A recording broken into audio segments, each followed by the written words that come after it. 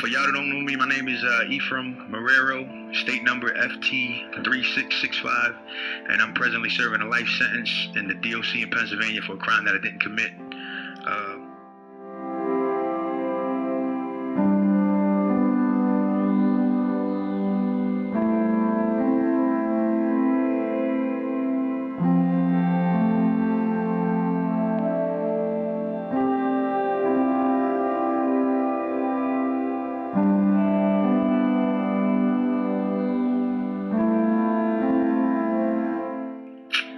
I was convicted on circumstantial evidence and no physical evidence, absolutely no physical evidence.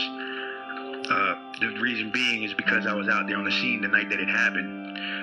To give some context, back in March 5th of 2001, while we was out on a corner, there was a shooting that occurred, and Marcus Burroughs, Tamika DeJesus, and El Qasim Jr., all three of these people had gotten shot. Unfortunately, Marcus Burroughs had lost his life. Tamika DeJesus and El Qasim Jr. both lived.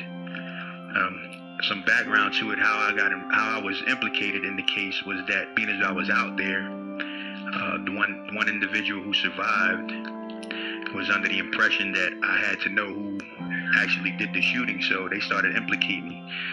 A little bit of detail of it was that after the shooting happened on March 6th, well, the night of the shooting, let me take it back to the night of the shooting. The night of the shooting, while they were still living, the arriving officer was able to question all three witnesses, and all three witnesses stated that they didn't see who shot them or who actually did the shooting. The very next day, on March 6, 2001, the detectives were able to question Tamika DeJesus, and upon her questioning, she said the same thing, that she didn't see, and she gave a detail of how she believed it happened.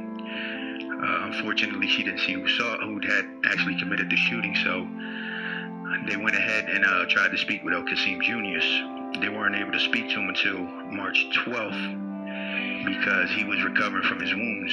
So on March 12th, they were able to speak with him, and when they spoke with him, he actually gave a description of the individual who shot him. And when he gave that description, he gave a description of a white Hispanic male, and gave a description of the clothing that he was wearing, everything of that nature, and left it at that. Upon that, his release from the hospital, they spoke to him again on April 1st, 2001. And when they spoke to him in 2001, April 1st, he gave him another statement to the fact that someone had gave his older brother information, and that someone else had actually seen me commit the crime. When they spoke to this individual who supposedly had saw me commit the crime, this individual's name was Christopher McNear, and he gave his description. His description was different from the one that El Qasim Jr. gave of the shooter. Well, after that happened, on May 17th, 2001, detectives had received some information from Kim Wallace, who had said that there was an individual named Ant who was actually involved in the homicide, and he was supposedly to be with me.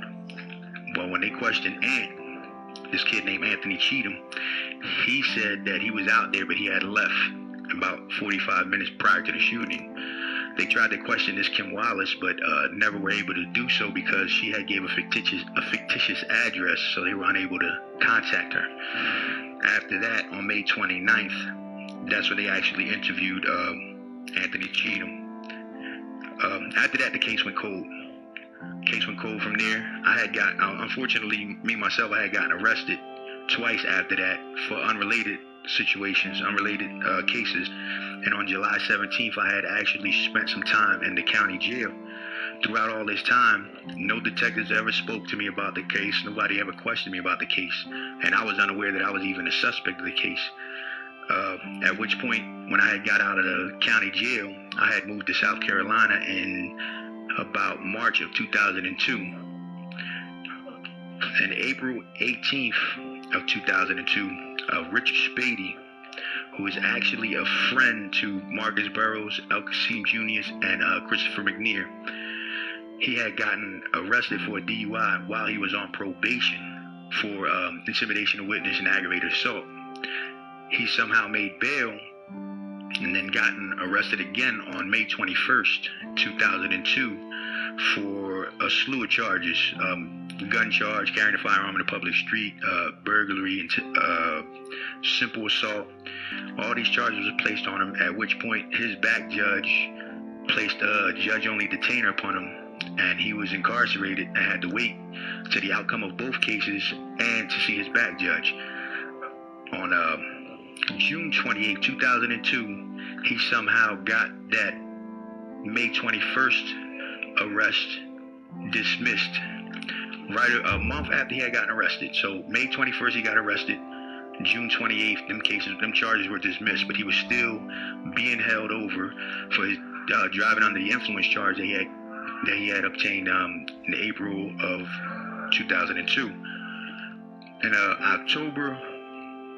September 30th, 2002, he had his girlfriend call up the homicide detectives, in which he had her state to them that he had information about a homicide.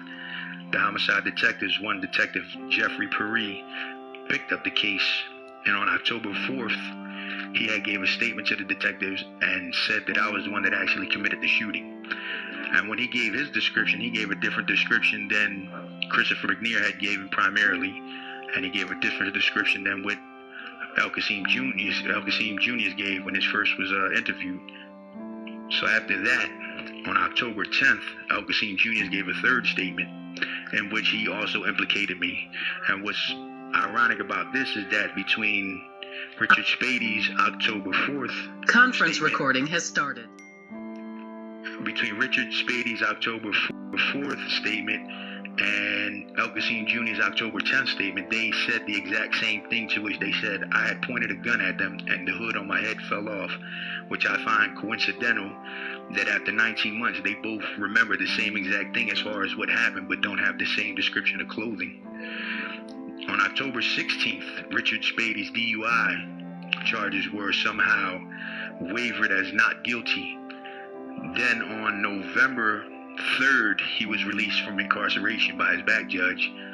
On November 4th, an arrest warrant was signed for my arrest, and then I was arrested on November 5th. And that's the background of my case and the situation that I'm in. The fact of the matter is that there was never no real investigation or no real forensics collected. The crime scene unit never once created a trajectory report to try to determine if witnesses that were coming forward were being actually sincere about what they were saying, were they misleading, or were they false. So there was no real evidence to say whether these individuals were testifying or giving correct statements. Secondly is they had three different descriptions from the beginning. El Qasim Jr. gave a description of a white-skinned Hispanic male with a flat dark mustache, a yellow and black windbreaker with a hoodie, and the yellow and black windbreaker had Adidas running down his sleeve. Well, when Christopher McNear was questioned, he gave what I was supposed to be wearing, which was a long dark gray coat with a black hoodie. Now, when Richard Spady gave his statement 19 months later, he said that I was merely wearing a hoodie, sweatshirt, jacket type. And through all of this, homicide detectives are supposed to be detectives, and they're supposed to detect the difference within these statements, and never once did that come to mind that all three of these individuals were saying that I had three different clothings on. On top of that, both myself and El Qasim Jr.'s Richard Spady and Marcus Burroughs all grew up around the same neighborhood. They knew me for years, yet they tried to say they didn't know me. This is the predicament I'm in. Everybody looks at homicide detectives and the lack of effort they put towards actually investigating cases, but nobody ever looks at witnesses and the motive that they have to testify falsely. The motive that they had was that I was actually out there, and they feel that though I knew who actually did it, and if I wasn't going to tell, then I was the one going to get the blame for it. So that's where I stand. Can I prove all of that? Not so. I can prove that I have three different descriptions. I can prove that there was some things that don't make sense when it came to the investigation, but I cannot prove my innocence because there's no physical evidence. So my thing is trying to get back in the court to maybe somehow prove through crime scene reconstruction or trajectory evidence that I'm actually not the one who committed the crime and that their testimonies are actually false. And that's where I stand. And that's my fight.